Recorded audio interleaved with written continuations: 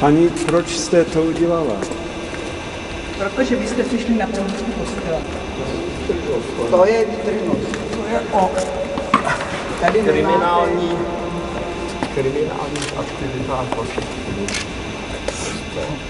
Tisíce a tisíce po celém světě katolické církve. No přeci zameťte před vlastním prahem. My jsme tady buddhistický, já nemám katolickou společnost.